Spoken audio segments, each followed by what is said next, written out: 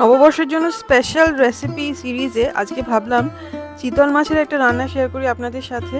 চিতল মাছের কালিয়া তো সকলেই খেয়েছেন, ভাবলাম একটু অন্যরকম একটা রেসিপি শেয়ার করি আপনাদের সাথে, চিতল পেটি রোস্ট। হ্যালো নমস্কার, welcome to eats by Madhulika, easy and tasty recipes by Madhulika. আমার রান্নাঘরে আপনাদের সকলকে স্বাগত।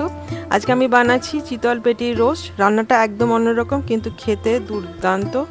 চলুন রান্নাটা শুরু করা যাক। নিয়ে নিয়েছি চিতল মাছের পেটি 4 টুকরো, 650 গ্রাম ওজন হয়েছে। প্রথমেই মাছটা ম্যারিনেট করে নেব। মাছ ম্যারিনেট করার সময় আমি আজকাল হলুদটা একটু বেশি দিই, ভাজার সময় সুবিধা হয়। হলুদ গুঁড়ো দিয়ে দিলাম 3/4 টেবিল চামচ, নুন দিয়ে দিলাম 1 চা চামচ, রসুন দিয়ে দেবো 1/2 চা চামচ।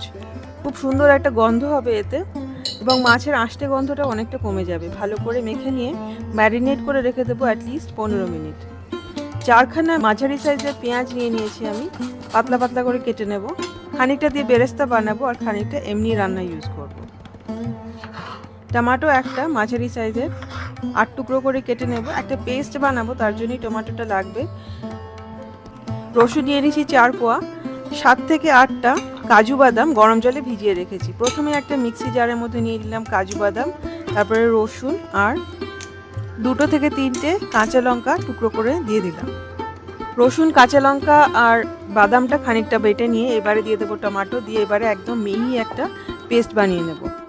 এবারে শুরু করা যাক রান্নাটা, আর কোনো প্রিপারেশন নেই।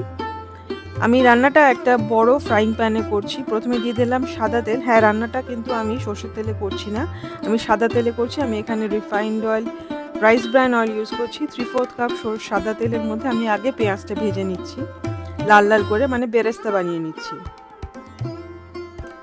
হাই ফ্লেমে পেঁয়াজটাকে একদম লাল লাল করে ভেজে নেব। বেরেস্তা হয়ে গেছে, তুলে নিচ্ছি। এই তেলের মধ্যেই কিন্তু মাছটা ভাজবো, তাহলে কিন্তু মাছে খুব সুন্দর একটা গন্ধ আসবে। হাই ফ্লেমে মাছটাকে মোটামুটি একটা সাইড 3 মিনিট মতো ভাজবো। খুব বেশিক্ষণ খুব কড়া করে ভাজলে মাছের স্বাদ নষ্ট হয়ে যায়। উল্টে দিয়ে আবার 3 মিনিট ভেজে নেব। এর মধ্যে দেখুন লাল লাল রং চলে এসছে, কারণ রসুন দেওয়া আছে বলে। আর সাইডটাও এরকমভাবে ঘুরিয়ে ঘুরিয়ে ভেজে নেব, মানে চামড়ার দিকটা।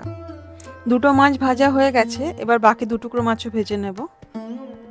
ঠিক একই রকমভাবে আমি কিন্তু মাছ সবসময় হাই ফ্লেমে ভাজি, তাতে ভেতরটা কিন্তু মাছের জুসি থাকে, বাইরেটা ভালো মতো ভাজা হয়ে যায়।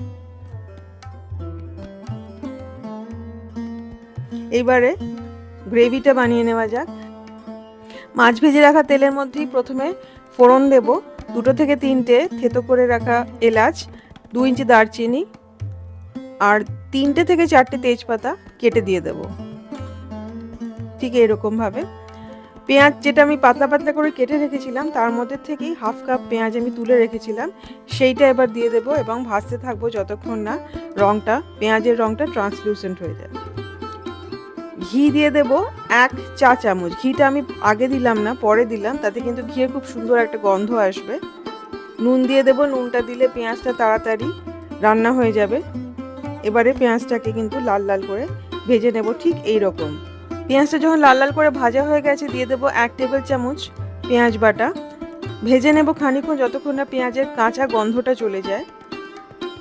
এইবারে দিয়ে দেব আদা বাটা 1 চা চামচ। আবার খানিকক্ষণ ভেজে নেব যতক্ষণ না আদার কাঁচা গন্ধটা চলে যায়। এইভাবে ভাজলে কিন্তু রান্নার স্বাদটা খুব ভালো আসবে, সেই জন্য এইভাবে ভাজছি। এইবারে দিয়ে দেব কাজু বাদাম, কাঁচা লঙ্কা, রসুন আর টমেটো বাটা। জিরে গুঁড়ো দিয়ে দেবো 1 চা চামচ, ধনে গুঁড়ো 1 চা চামচ, লঙ্কার গুঁড়ো 1 চা চামচ, আপনারা চাইলে একটু লঙ্কার গুঁড়ো বেশিও দিতে পারেন, হলুদ গুঁড়ো 1 চা চামচ। ভালো করে মিশিয়ে এবারে কষাতে থাকবো যতক্ষণ না তেল বেরিয়ে যায়।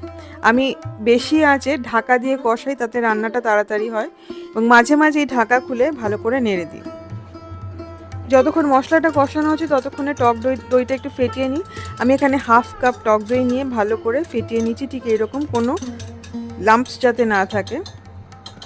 এইবারে ফিরে যাওয়া যাক রান্নাটায়। জল শুকিয়ে তেল বেরিয়ে এসেছে, তার মানে মশলাটা কিন্তু খুব ভালো করে কষানো হয়ে গেছে। এইবারে দিয়ে দেব ফেটিয়ে রাখা টক দইটা। ফেটিয়ে রাখা টক দইটা যখন দেবো আমি কিন্তু গ্যাস সবসময় বন্ধ করে দিই, নাহলে কিন্তু দইটা ফেটে যাওয়ার চান্স থাকে, প্রবণতা থাকে। ভালো করে মিশিয়ে নিয়ে আবার কষাতে থাকবো যতক্ষণ না তেল বেরিয়ে আসে। এই দুবার কষানোটা কিন্তু খুব দরকার, তাতে কিন্তু রান্নার টেস্টটা অনেকটাই বেড়ে যাবে। জল শুকিয়ে তেল বেরিয়ে এসেছে, তার মানে কিন্তু মশলাটা আবার কষানো হয়ে গেছে। মশলাটা ঠিক এইভাবে দুবার কষিয়ে নেব। এইবারে দিয়ে দেব জল, যতটা জল লাগবে। আমি এখানে হাফ কাপ জল দিয়েছি।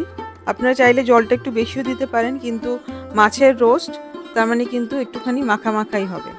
ঝোলটা যখন খুব ভালো করে ফুটে উঠেছে, মাছগুলো দিয়ে দিলাম। মাছ ভাজার অনেকটা তেল লেগেছিল, সেটা কিন্তু কাচিয়ে দিয়ে দিতে হবে, পুরোটাই কিন্তু টেস্ট। আর দিয়ে দেবো গরম মশলা হাফ চা চামচ, আমি এখানে 1/4 চা চামচ দুবার দিলাম। ঘি দিয়ে দেব 1 চা চামচ। মাছের টুকরোগুলো এবার এক এক করে উল্টে দেব।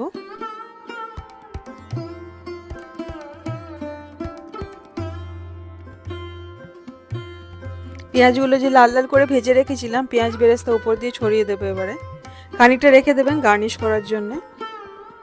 এবারে ঢেকে 5 থেকে 7 মিনিট একদম লো ফ্লেমে এটা রান্না করতে হবে। 5 থেকে 7 মিনিট বাদে দেখছেন উপরে কিরকম তেলটা ভেসে উঠেছে। এবারে দিয়ে দেবো কাঁচা পাকা লঙ্কা 4টে থেকে 5টা। রান্না কিন্তু একদম রেডি। চিতল মাছের পেটির রোস্ট একদম রেডি টু সার্ভ করার আগে কিন্তু 15 মিনিট স্ট্যান্ডিং টাইম অবশ্যই দেবেন। চিতল মাছের পেটির রোস্ট ভাতের সাথে সার্ভ করতে পারেন, পোলাওয়ের সাথে সার্ভ করতে পারেন।